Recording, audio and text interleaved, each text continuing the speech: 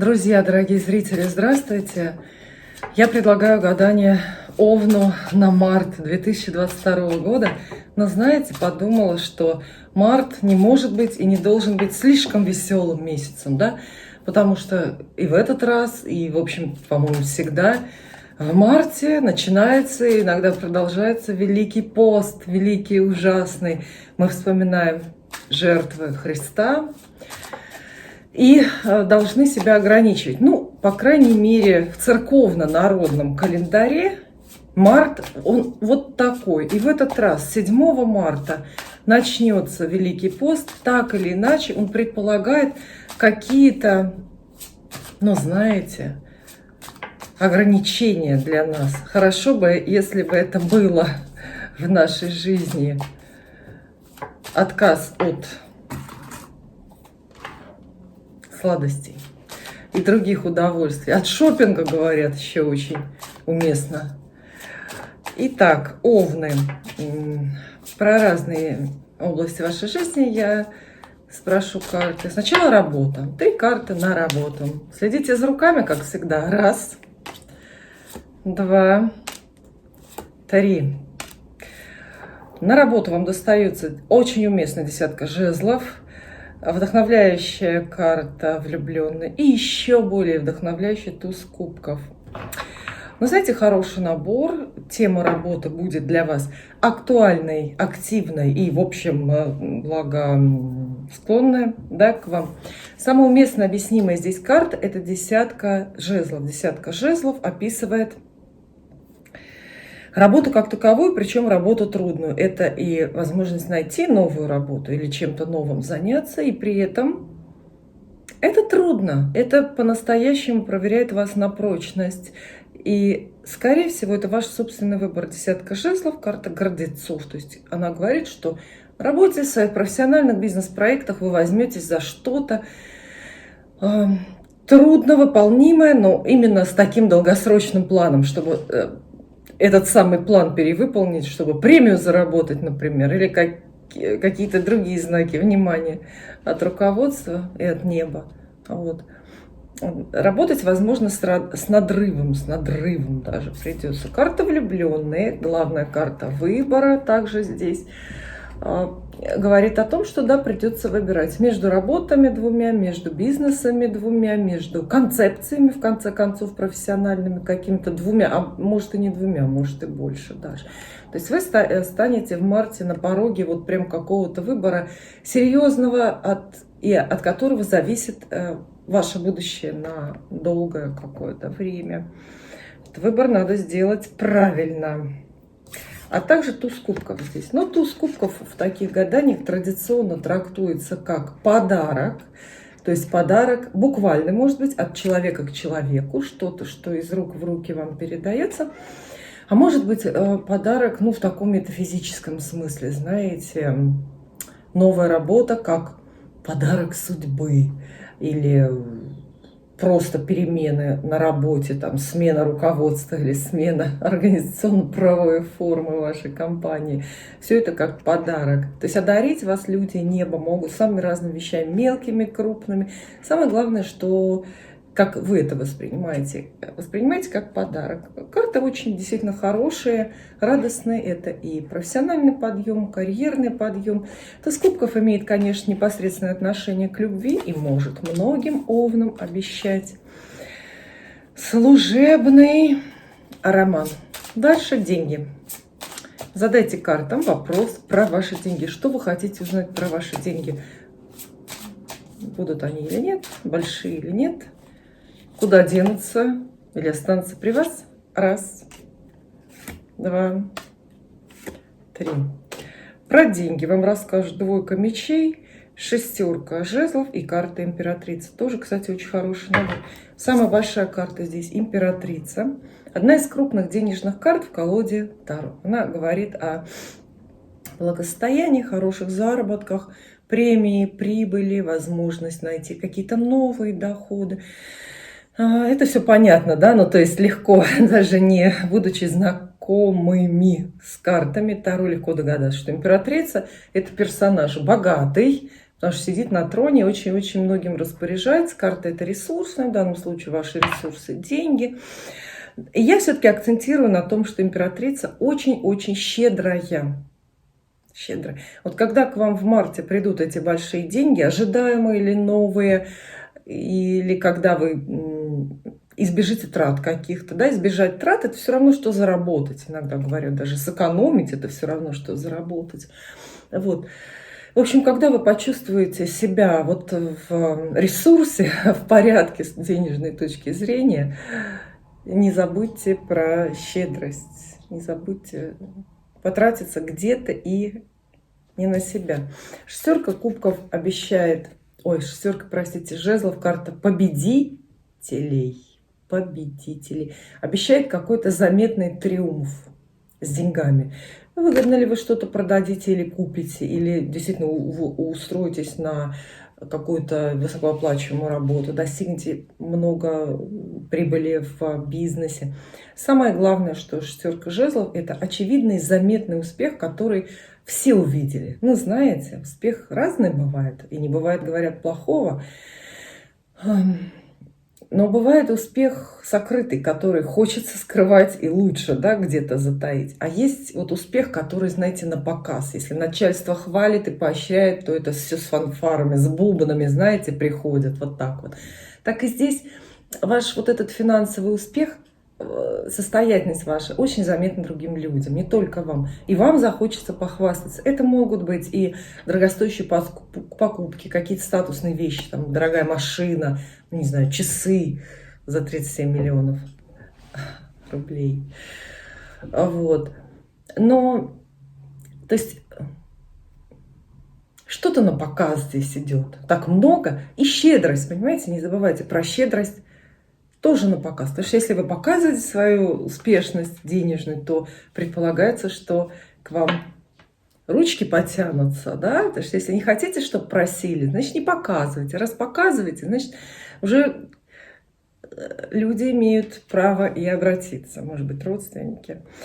И самым, наверное, выразительным советом тут ковным спешит двойка мечей. А эта карта одиночек. Она говорит, что в денежных делах советует вам очень быть, как бы это ни звучало, одним. То есть это не коллективные денежные дела. Траты или заработки. Все очень-очень индивидуально. Будет лучше для вас, спокойнее, успешнее, правильнее, если вы что? Никого не послушаетесь. И не послушать, и никого не возьмете в пару к себе, например, ваш бизнес-проект, советчики не нужны, и, конечно, чтобы никто не мешал. Но все равно это ваше триумфальное финансовое шествие в марте. Дальше любовь, очень уместная тема, опять март, любовь, уместно, а как это все согласуется с Великим постом? Не знаю, не очень согласуется, да, потому что любовь – это радость, это удовольствие, хотя многие со мной поспорят, многие только страдания находят в любви. Я много таких людей встречаю, и так они любят это, страдать.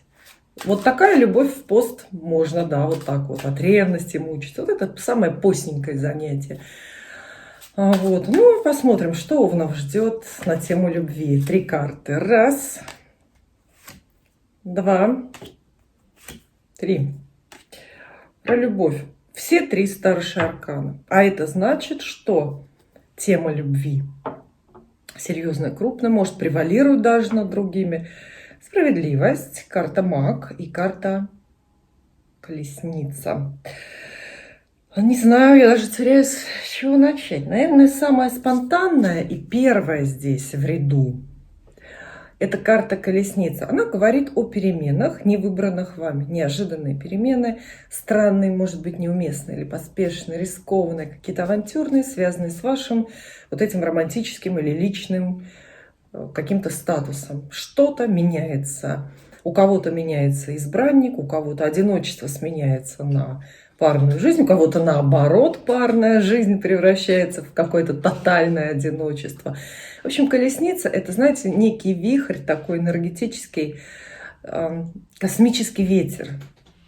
который в вашу жизнь врывается и очень-очень сильно на эту тему меняет. Это хорошая новость для тех, кто хочет, чтобы поменялось. А если вы, наоборот, такое счастье имеете в любви, ну, знаете, на которое боитесь дыхнуть, это, кстати, очень плохо. Это делает ваше вот это счастье очень уязвимым, если вы очень боитесь, чтобы что-то поменялось там. Вот. То колесница, скорее тревожный знак, говорит, что как прежде не останется. Маг, карта маг здесь тоже старший аркан, говорит о присутствии некой, безусловно, магии в вашей любовной истории. Это магические проявления. Ну, что такое магия? На разных уровнях мы об этом можем говорить. Что такое магия? Здесь имеется в виду, наверное, нечто необъяснимое с логической точки зрения. То, что нельзя рациональным каким-то языком оценить и объяснить. Ну, чудеса будут случаться, понимаете? Маг – это и фея крестная, которая приехала к Золушке когда-то и все преобразовала, да, мышей в кучеров и так далее. Саму Золушку принарядила. Вот. И маг – это очень спешный какой-то скорый момент. И карты говорят, что перемены ваши в любовных ваших историях будут очень быстро происходить. Отчасти это и карта эгоизма, то есть перемены продиктованы и очень эгоистичным или каким-то страстным желанием одного из участников. Например, это ваше, может быть, желание, это ваша активность в любви, а может быть, как раз вашего избранника. Но рядом как будто бы вас заземляет и дает какой-то якорь вот этим переменам. Карта справедливость. Она уже говорит про все такое серьезное, юридическое и на века. Вместе карты вполне себе складываются во что? В предложение о браке. Ну, карта справедливость, как никакая другая, описывает вот эту сцену, когда вы делаете записи в книге актов. То есть предложение о браке, а может быть сам брак, свадьба, скорая, неожиданная. Для новых знакомств время, безусловно, тоже подходящее. Судя по всему, кто-то будет настаивать, очень настойчиво искать вашего внимания. И тоже здесь работает случай, то есть к вам этого героя, этого персонажа принесет судьба. Очень важно, кстати. Это не результат ваших поисков и не результат ваших усилий. Это тот момент, когда только фортуна, колесико крутится и вам выдает, что вы искали или что не просили. Что выпало, то выпало. Знаете, как барабан в спортлото крутится, вот какие-то номера. Вот для вас человек, любовная история, все очень случайное выпадает. Вот что я хочу сказать. Поэтому, если вы педантичны, если вы любите планировать даже любовные отношения, в марте это не получится. И ваша семья, дом. Раз, два. Так, и три. Тоже крупные и отличные карты. Ну, Овнов любит судьба. Явно в марте здесь это паж жезлов, карта жрица и карта иерофант. Кстати, посмотрите, парочка у нас сложилась. Это не так часто бывает, но это две персоны. Жрица и жрец, так скажем, да? Вот, это мужчина и женщина, пара, мужчина и женщина, которые стоят друг друга или которые совместно что-то делают, какие-то серьезные вещи, проекты. Вместе карта описывает. Во-первых, хорошие отношения именно такие мужско-женские, то есть между мужчинами и женщинами. Между мужчиной и женщиной, да, надеюсь, не так много у вас их дома. Вот. Мужчиной и женщиной установление какой-то особой связи, какой-то особой взаимопомощи, какого-то особого взаимопонимания. И вообще карты говорят, что дома по месту уже если у вас сложится пара. Сложится по-разному, может быть. Может, вы с любимым человеком решите съехаться под одной крышей, а может быть, вы помиритесь с мужем, и, наконец-то, впервые за 20 лет его поймете и простите, и будете друг друга уважать. Это очень хорошо, кстати, вот к этой паре имеет отношение еще и какой-то молодой человек, все карты фигурные, паж жезлов, ребенок, выросший ребенок, родственник, друг семьи, но все равно этот человек, спешащий с новостью. То есть вообще пажи — это новости, но мы знаем, что новости же сами не ходят, да, их только люди могут приносить. Или в письме напишут, или словами расскажут. Поэтому здесь вот какой-то человек, обновляющий, что ли, на очень тонком, на очень духовном уровне вашу семейную жизнь, новость о рождении ребенка. И вот тогда для вас это будет осознание материнства, отцовства, то есть вот в каком-то таком очень философском, очень возвышенном каком-то вот ключе. И приятно, что карты нас здесь не приземляют и не рассказывают, как всегда, про деньги, подкупки, бюджет, да, это скучно. Здесь речь идет об отношениях, об установлении каких-то, об отдаче долгов, может быть, даже моральных, старшим родственникам. То есть вот эта вот пара, мужчина и женщина, это могут быть ваши старшие родственники, например, родители, интересы которых становятся во главу угла, и тогда для вас совет карт такой: обратите на них внимание, помогите, потратьте время.